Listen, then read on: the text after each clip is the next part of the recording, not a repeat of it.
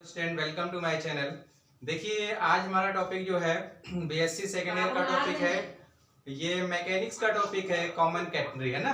Common category का हमारा जो लेक्चर चल रहा था, तो ये हमारा सीरीज है। इसमें देखिएगा कुछ क्वेश्चन हमें कॉमन कैटेगरी के लगा दिए हैं।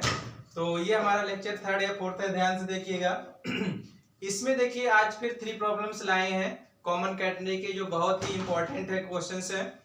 इन क्वेश्चन के द्वारा आप ध्यान से देखेंगे और समझ में आ जाएगा। इस तरह के और भी क्वेश्चन होंगे तो आप जरूर सॉल्व कर ले जाएंगे ना।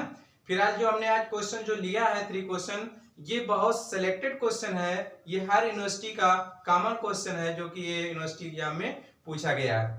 तो ध्यान दीजिएगा, पहला क्वेश्चन है a heavy uniform chain. Question को ध्यान से कोशिश करिएगा पढ़कर और समझने का। तो ए हैवी यूनिफॉर्म चेन, ये heavy uniform chain AB hang freely under the gravity with the end A fixed and the other end B attached।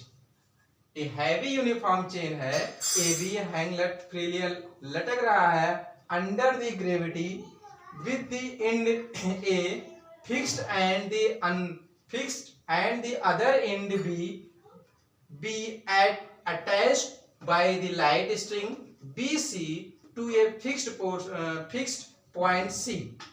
ठीक है, at the same level, जो कि सेम लेवल है, as A the length of the string and chain are such that end of the chain at A and B make angle of 60 degree and 30 degree respectively, 30 degree respectively with the horizontal prove that the ratio of their length is √3-1:1। कहने का मतलब ये है कि एक कोई string है, जो कि हम स्ट्रिंग कुछ इस तरह से है, एक कोई स्ट्रिंग है कुछ इस तरह से है, ऐसे लटका हुआ ए बी पोर्शन, यहां से ऐसे दूसरा यहाँ पे स्टाइल बांध दिया गया है उस धागे में। मतलब कि ऐसे देखिए लगा हुआ है, ये स्ट्रिंग है, इसमें धागे से दूसरा पोर्शन ला करके ऐसे बांध दिया गया, जो कि यहाँ पे सी पोर्शन है। तो ध्यान दीजिएगा, इसमें क्या है कि ए बी स्ट्रिंग, देखिए यहां से लिखिए ए और बी स्ट्रिंग है, जो ए को फिक्स्ड कर दिया गया है। उसके बाद बी से अटैच कोई हल्का वायर जो है यहां से ला करके यहाँ पे बांध दिया गया। अब ये भारी वायर है ए बी, तो ये तो आपको इसका वेट होगा, कुछ वेट डायरेक्टली नीचे की ओर लटक रहा है, और यहाँ से हल्का वायर जो है, मतलब हल्की वायर है, वो आके लाके सी पॉइंट पे ज्वाइन कर दिया गया है। ठीक है, अब इसके बाद देखिएगा क्वेश्चन क्या रहा है कि ए बी जो हमारा स्ट्रिंग है, ए बी स्ट्रिंग और ये जो लाइटली वायर जो है BC, इन्हीं दोनों का रेशियो, इन्हीं दोनों के लेंथ का रेशियो हमें प्रूव करके दिखाना है। क्या प्रूव करके दिखाना है? √3-1:1। ठीक है, यही हमें प्रूव करके दिखाना है। अब देखिए इसमें दिया क्या है क्वेश्चन में देखिए दिया है कि जो लाइटली वायर है, मतलब कि जो ए बी आपका वायर दिया है, ये ए एंड पर जो हमारा टेंजेंट लाइन है 60 डिग्री एंगल बना रहा है, और बी पॉइंट से हम टेंजेंट लाइन खींचते हैं तो ये 30 डिग्री बना रहा है। ये आपको क्वेश्चन में ही कहा है। देखिएगा, end of the chain at a and b make an angle 60 and 30 degree respectively with the horizontal से prove that the ratio of the length there √3-1:1। ठीक है, क्वेश्चन समझ में आया? क्वेश्चन को फिर समझिएगा। क्वेश्चन में क्या है, एक ए बी वायर है जो कि वेट है, इसको ए को फिक्स कर दिया गया, बी से लेकर के यहाँ बी पॉइंट से एक स्लाइटली वायर, मतलब कि हल्का वायर जो है यहां से ला करके सी पॉइंट पे ज्वाइन किया गया है। इसके बाद दोनों सेम प्लेन, मतलब कि सेम हॉरिजॉन्टल प्लेन में है। तो हमें फाइंड करना है ए बी का रेशियो, ए बी लेंथ का रेशियो और BC रेशियो का, BC का रेशियो √3-1:1 है। ठीक है, तो अब देखिए प्रूफ कैसे करते हैं, ध्यान दीजिएगा। ये इसके लिए ये हमने खींच लिया एक्स एक्सिस और वाई एक्सिस। ठीक, अब हम क्या करते हैं इसको तो इसके लिए क्वाड्रेटिक शेप हमने बना लिया AC। देखिए ये क्वाड्रेटिक शेप हमने बना लिया है। इसके बाद आप ध्यान दीजिएगा, ये यहाँ से लेकर यहाँ तक कैटनी सेब है, यहाँ से यहाँ तक को हमने ए से सी डैश को S1 सपोज कर लिया है और सी डैश से बी के बीच की डिस्टेंस हमने S2 सपोज कर लिया है। ठीक है, ए पॉइंट पर वर्टेक्स x1 y1 मान लिया है, बी पॉइंट पे वर्टेक्स x2 y2 सपोज कर लिया है। ये सी डैश से ये ओरिजिन के मतलब इसके बीच की distance small C parametric distance जिसे कहते हैं, और AC हमारा क्या होगा, स्पैन हो जाएगा, और ये नीचे अगर इसको हमने D सपोज कर लें तो DC डैश आपका सैग होता है ना। लेकिन हमें फाइंड क्या करना है, हमें फाइंड करना है AB की लेंथ और BC की लेंथ। ठीक है, इसके लिए अब ध्यान दीजिए, आइए सोल्यूशन में ध्यान देते हैं। Let S1 and S2 be the length of chain in length of the string then portion AC। मतलब AC पोर्शन के लिए जो हमने लेंथ S1 और S2 मान लिया है। अब इसके बाद वी नो दैट, जैसा कि हम जानते हैं S equal to C times I, S equal to C times I। तो S1 की बात करेंगे, यहां से यहां तक S1 पे टेंजेंट लाइन हमारा ये आपका है, एंगल जो है 60 डिग्री है, तो इसलिए S1 के लिए C tan 60 लिख दिया गया। तो S1 equal to tan 60 value C√3 हो गया। फिर ऐसे ही S2, इस पोर्शन के लिए टेंजेंट लाइन 30 डिग्री है, इसलिए S2 equal to C tan 30। tan 30 value होती है 1/√3, ये हो गया C/√3S। तो S1 और S2 की वैल्यू तो हमने ले आया, S1 S2 ले आया है। अब इसके बाद क्या करते हैं, इन दोनों को ऐड कर लिया, हमने क्या निकालना है, AB इक्वल टू क्या हो गया, S1 प्लस S2। अब S1 और S2 की वैल्यू लाके यहाँ पुट कर देंगे, है ना। S1 और S2 की वैल्यू देखिए यहाँ पुट करते हैं तो क्या हो जाएगा, ध्यान दीजिएगा। S1 की वैल्यू हमारा क्या था, √3C, और S2 की वैल्यू हमारा है C/√3। तो AB इक्वल टू, ये C तो कॉमन हो गया, एलसीएम ले लेते हैं, तो √3 का 3 + 1/√3C।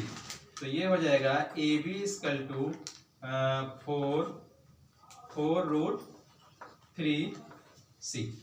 ठीक है भैया, AB की वैल्यू आ गई। AB हमारा, AB का लेंथ तो हमने ले आए। अब हमारा मेन मकसद क्या है, BC निकालना। BC के लिए क्या करते हैं, ध्यान दीजिएगा, BC यहां से यहां तक y2 है, यहां से यहां तक y2 है, और ये यहां से यहां तक आपका क्या y1 है, क्योंकि x1 y1 इस पॉइंट पे, तो ये एकदम पैरेलल ये तो है। तो कहने का मतलब ये है, ये y2 है और ये पूरा y1 है, y1 में से y2 लेस करेंगे तो हमारा ये BL की वैल्यू आ जाएगी, क्या आएगी, y1 माइनस y2।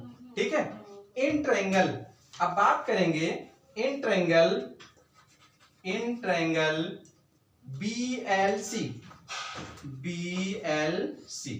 देखिए BLC ट्रायंगल में ये आपका ये 30 है, तो ये भी 30 डिग्री होगा ना, अल्टरनेट एंगल से।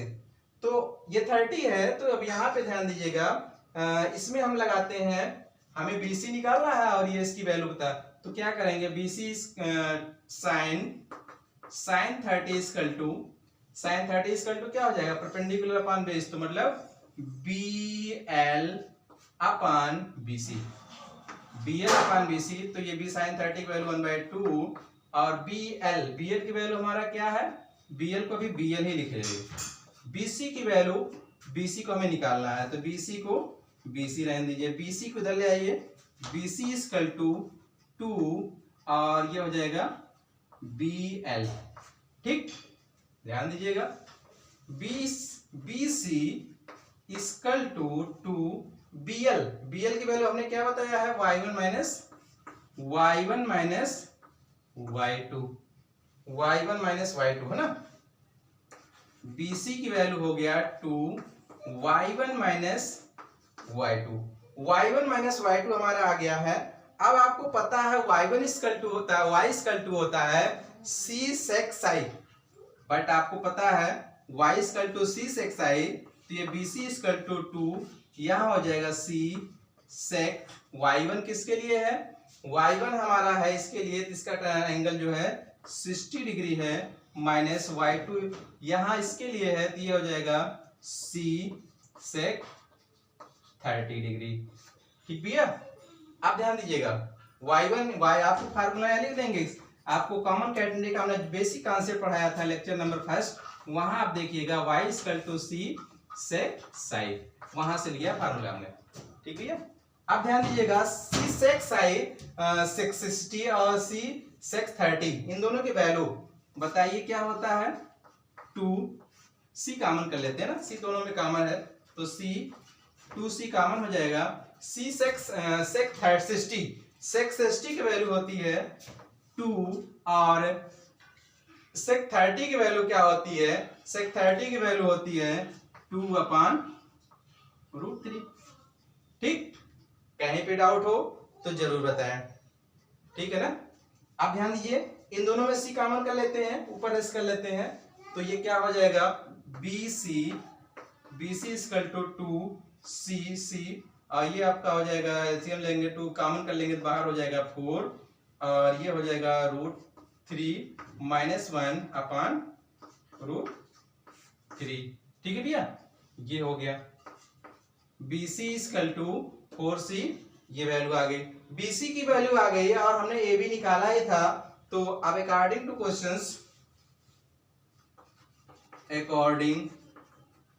टू क्वेश्चंस किस कह रहा है कि AB रेशियो, हमें किसका रेशियो बताना है, रेशियो बताना है BC ratio AB। According to questions BC ratio AB मतलब length of BC upon length of AC।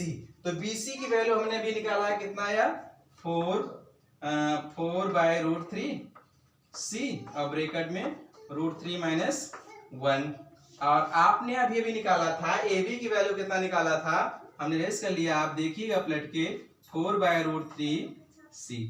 ठीक भैया, सेम ऐसे था। अब देखिए सेम से में कैंसिल हो जा रहा, ये इससे कैंसिल हो गया तो हमारा BC ratio AB equal to क्या बचा √3 - 1/1। क्या हमें यही प्रूव करना था। देखिए √3 - 1/1 क्वेश्चन ये बहुत इंपॉर्टेंट है और बहुत इजी भी है। हम एग्जैक्ट आंसर ऊपर लिखते हैं BC ratio AB equal to √3 - 1/1। ध्यान दीजिए ना, तो ये आंसर है। आइए सेकंड प्रॉब्लम लेते हैं। सेकंड प्रॉब्लम जो होगा वो भी ऐसे ही इंपॉर्टेंट होगा, बहुत ही इंटरेस्ट होगा ना। तो आइए ध्यान दीजिए क्वेश्चन नंबर सेकंड, ये क्वेश्चन हमारा सेकंड है। क्वेश्चन नंबर सेकंड ये बहुत इंपॉर्टेंट क्वेश्चन है, आपको दिख भी रहा है क्वेश्चन आपको कि tan alpha upon tan beta equal to 1 + W/W dash है ना। ये प्रूविंग जो है आपके प्रैक्टिस सेट में बहुत मिलता है। तो ध्यान दीजिए, हम पहले क्वेश्चन को रिपीट करते हैं और उसके बाद इसका सोल्यूशन समझाते हैं ना।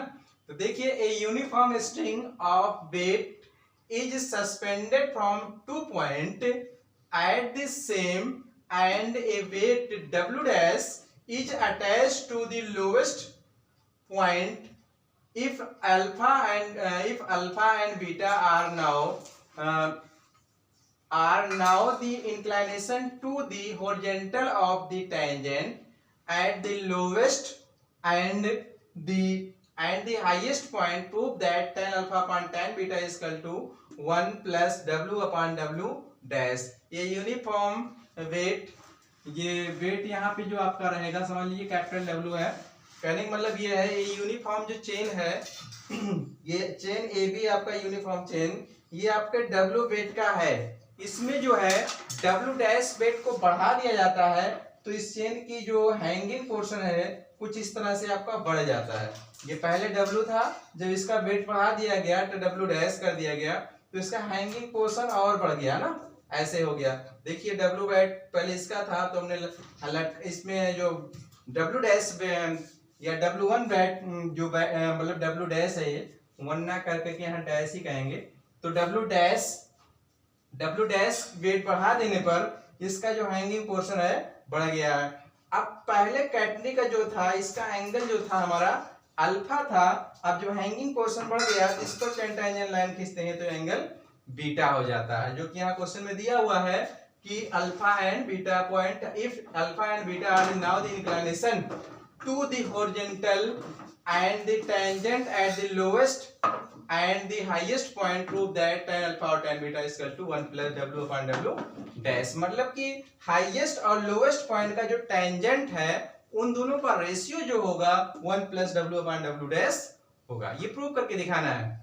क्वेश्चन बहुत इंपॉर्टेंट है। ये आपके प्रैक्टिस सेट में लगभग हर सेट में, आपके हर यूनिवर्सिटी एग्जाम में बीएससी सेकेंड ईयर के ये क्वेश्चन कॉमन मिल रहा है ना। तो ये क्वेश्चन समझ लीजिए, आपको देखकर ही कितना इंपॉर्टेंट लग रहा है, तो इसलिए आप सीरियसली इसको क्लियर करें और इसका सोल्यूशन भी समझ लीजिए, है ना। ध्यान दीजिए। तो सबसे पहले क्या करते हैं, तो ये कैटरी तो हमने बना ही लिया है, एक्स एक्सिस वाई एक्सिस। अब इसी में देखिए हमने लेट कर लिया इस टेंजेंट पॉइंट, देखिए अपर पॉइंट पे ए और यहाँ पे इस पॉइंट पे हमने टेंजेंट आपका खींच लिया, टी है, इसका टी डैश है। तो देखिएगा let T and T dash be X comma Y and x1 comma y1। मतलब टी का जो है कंपोनेंट टेंजेंट टी, ये टेंशन इस पे जो है, और ये टी डैश, टी पर जो कंपोनेंट हॉरिजॉन्टल कंपोनेंट x है, वर्टिकल कंपोनेंट y है। सेम ऐसे टी डैश पे अगर आते हैं, इसका हॉरिजॉन्टल कंपोनेंट होगा x1 होगा और वर्टिकल y1 होगा। ठीक है, वो यहाँ लिखा गया x1 और y1 in the horizontal and vertical direction respectively क्रमशः।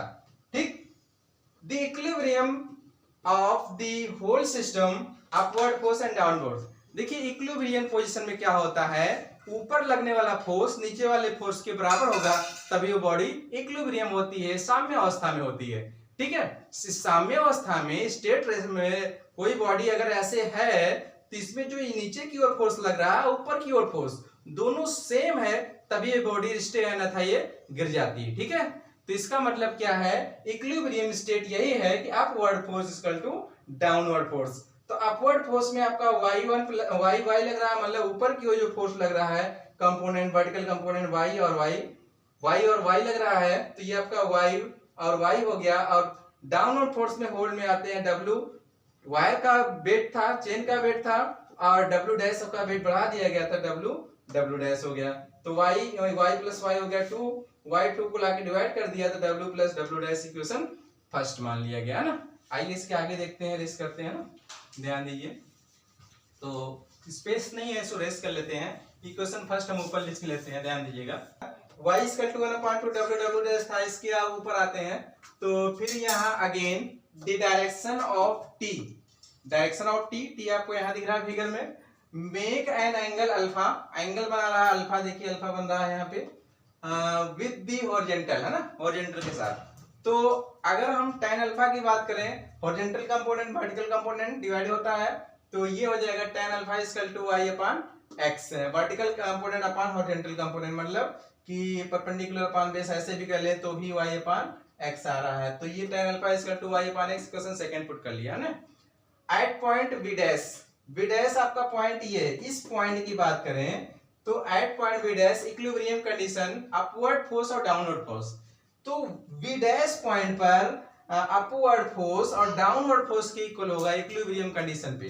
तो यहाँ पे ध्यान दीजिएगा y1 और y1 दो फोर्स आपके लग रहे हैं अपवर्ड में, y1 और ये है आपके नीचे की ओर फोर्स केवल आपका w डैश लग रहा है। तो ये आपका y1 और y1 equal to w dash. हाँ भैया बात ये हो रही है y1 दो फोर्स कैंसिल कर रहा है, सपोर्टेड पॉइंट 2 है, एक यहाँ है एक यहाँ है, इसके मतलब ऊपर की ओर दो फोर्स हो जाएंगे, इतना आप कॉन्सेप्ट में रखिएगा। तो इसलिए y1 मिला के 2y1 2 से लाके डिवाइड कर दिया गया 1/2 w डैश, ये क्वेश्चन थर्ड मान लिया गया। ठीक है, इसके बाद क्या करते हैं, also the direction of T dash आपका ये है, इसके लिए make an angle beta angle बन रहा है, देखिए यहाँ बीटा एंगल बन रहा है। तो इसको भी अगर कंपोनेंट में डिवाइड करते हैं तो ये हो जाएगा tan beta equal to y1 upon x1 हो गया, ये आपका y1 अपान x1 हो गया। अब ध्यान दीजिएगा ऊपर अगर हम रेस कर लें तो ये हॉरिजॉन्टल कंपोनेंट जो है, हॉरिजॉन्टल कंपोनेंट ध्यान दीजिएगा, हॉरिजॉन्टल कंपोनेंट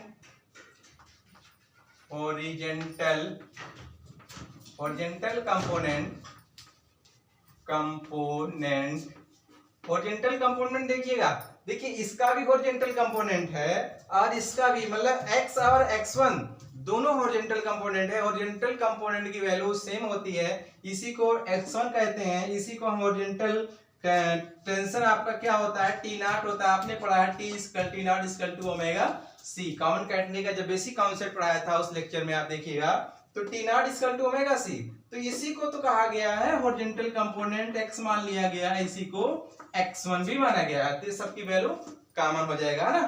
तो अब देखिए हमने tan बीटा निकाला है और tan अल्फा निकाला था।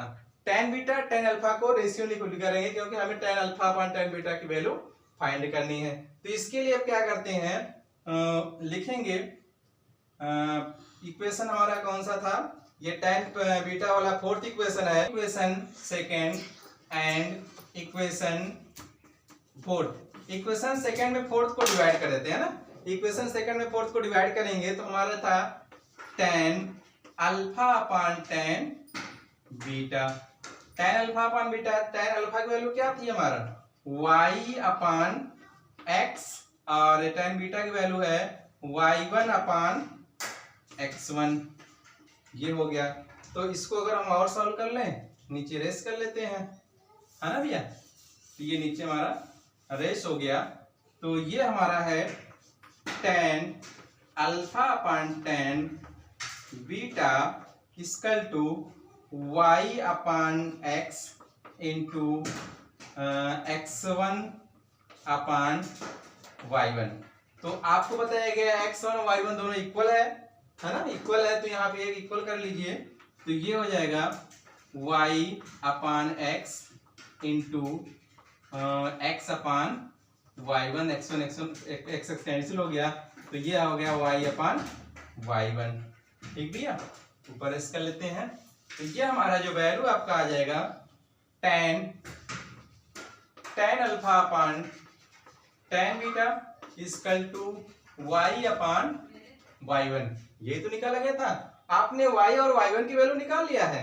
y और y1 की वैल्यू क्या था, तो y की वैल्यू आपका है 1 upon 2 w plus w dash upon y1 की वैल्यू क्या था 1 अपॉन 2 w डैश था। ठीक भैया, आप देखिए ये इसको कट गया और ये आपका है tan alpha upon tan beta equal to इसको इसके अपान कर देंगे तो 1 और इसको इसके अपान कर देंगे तो w अपॉन w1। ठीक, ये हमारा प्रूव हो गया, ये प्रूव करना था। आइए क्वेश्चन नंबर 3 देखते हैं, प्रूव। ठीक है, तो क्वेश्चन नंबर 3 जो होगा वो भी बहुत इंपॉर्टेंट क्वेश्चन होगा, तो ध्यान से देखिएगा। आइए जोड़ते हैं क्वेश्चन नंबर 3 के लिए। देखिए क्वेश्चन नंबर 3 हमारा है, क्वेश्चन नंबर 3 ये भी बहुत इंपॉर्टेंट है, ध्यान दीजिएगा। The end links of a union of a uniform chain, मतलब the end links of a uniform chain slide along a fixed horizontal rod prove that the ratio of the maximum span to the length of the chain is mu log 1 plus under root 1 plus root 1 plus mu square upon mu, where mu is the coefficient of friction। Question कह रहा है कि एक rod है, rod यहाँ पे लगा हुआ है, इससे आपका रिंग मतलब कि जो चेन है यूनिफॉर्म ये स्लाइड कर रहा है, यहाँ से ये स्लाइड कर रहा है, यहाँ पे फ्रिक्शन फोर्स लग रहा है म्यू आर और इसका रिजल्टेंट फोर्स आर है, टेंशन टी है ना, और ये आपका एंगल जो है साई1 है, यहाँ पे भी साई1 हो जाएगा। जिस रिंग यूनिफॉर्म लेंथ के यूनिफॉर्म जो चेन है इसकी लंबाई l दी है, इसलिए इसकी जो है ये आपका l/2 हो गया और इसका भी यहाँ से यहाँ तक l/2 हो गया। ठीक है, ये पॉइंट C है और यहाँ से यहाँ तक पैरामीट्रिक लेंथ C है। तो भैया ध्यान दीजिएगा कैसे सॉल्व करते हैं। तो सबसे पहले tan साई1, देखिए tan साई1 इक्वल टू हो जाएगा horizontal vertical component upon horizontal component, मतलब r अपॉन म्यू आर, तो ये r से r कैंसिल हो गया, tan साई1 इक्वल टू 1 अपॉन म्यू हो गया। तो यहीं से साई1 tan साई1 की वैल्यू आया तो sec साई1 की वैल्यू निकालते हैं। तो इसके लिए sec साई1 equal to under root 1 plus tan square साई1, तो 1 प्लस tan की वैल्यू क्या है 1 अपॉन म्यू, यहाँ से निकाला है, ला के रख दिए स्क्वायर, एलसीएम ले लेंगे, sec साई1 equal to 1 plus mu square upon mu. Sec और tan की वैल्यू हमने ले आया है ना। अब इसके बाद हमें करना क्या है, करना क्या है, स्पैन ए बी और ये लेंथ ए बी, चेन की लंबाई, इन दोनों का रेशियो निकालना है और रेशियो में ये प्रूव करके लाके दिखाना है। सबसे पहली बात स्पैन की बात करी है, तो स्पैन की वैल्यू निकालने के लिए क्या करते हैं, तो आप देखिए अब लिखेंगे we know that S is equal to C tan psi। we know that S is equal to C tan psi 1 है तो psi 1 लिख देते हैं। S के स्थान पे यहां से यहां तक की अगर वैल्यू करें तो ये आपका L/2 हो जाएगा। C tan psi 1 की वैल्यू भी आपने निकाला था 1 अपॉन म्यू, तो यहां से C की वैल्यू क्या हो जाएगी, C is equal to हो जाएगा म्यू L अपॉन 2। C की वैल्यू आ गई। ठीक है, हमें बात करना है स्पैन की। स्पैन मतलब AB की वैल्यू निकालनी है, तो span AB is equal to span AB is equal to 2AD है ना, 2AD ये आपका है। आपको पता है कि ये वैल्यू कितना है, x है और ये भी x है, तो 2x भी कहते हैं इसी को। 2x इक्वल टू क्या होता है, C log sec psi 1 plus tan psi 1, यही तो आपने पढ़ा है ना, x इक्वल टू स्पैन। ठीक भैया, तो अब यहाँ पे लाके वैल्यू पुट कर देते हैं। C की वैल्यू अभी हमने निकाला था, कितना आया था, म्यू L अपॉन 2 और log ये वैल्यू, और सेक की वैल्यू अभी हमने निकाला था under root 1 plus mu square upon mu और प्लस tan psi की वैल्यू 1 अपॉन म्यू। ठीक भैया, बस इसको रेस कर लेते हैं। ऊपर रेस किया तो AB equal to span AB equal to क्या हो जाएगा, 2 से 2 कटा म्यू L और ये log इसका एलसीएम ले लेते हैं, तो 1 plus under root 1 plus mu square upon mu. ठीक भैया, ये हो गया। देखिए AB की वैल्यू आ गई। क्वेश्चन में आज क्या कह रहा है, प्रूव करना है कि span AB ratio length of chain. तो अकॉर्डिंग टू क्वेश्चंस प्रश्नानुसार AB upon L equal to length of chain क्या है, टोटल लेंथ आपका L दिया हुआ है, तो AB अपॉन L, तो AB की वैल्यू क्या है, mu L log 1 plus under root mu square upon mu upon ये आपका म्यू से म्यू कैंसिल हो गया, सॉरी यहाँ म्यू नहीं है L है, तो L से L कैंसिल हो गया, म्यू बच जाएगा, तो ये हो गया AB ratio L equal to ये mu log 1 plus root 1 plus mu square upon mu. ठीक भैया, यही तो हमें प्रूव करना है, mu log 1 plus under root 1 plus mu square upon ये हो गया। यही हमें प्रूव करना था। क्या हमें यही प्रूव करना था? जी हाँ। तो आज देखिए हमने 3 क्वेश्चंस जो है कंप्लीट कर दिया है कॉमन कैटेगरी के। ऐसे बहुत से प्रॉब्लम होंगे जो कि आज प्रॉब्लम जो है बहुत ही इंपॉर्टेंट था, तो इसको सॉल्व करिएगा। ऐसे ही क्वेश्चन को और भी आएंगे तो सॉल्व किया जाएगा। तो आज के लिए इतना ही। Thank you very much.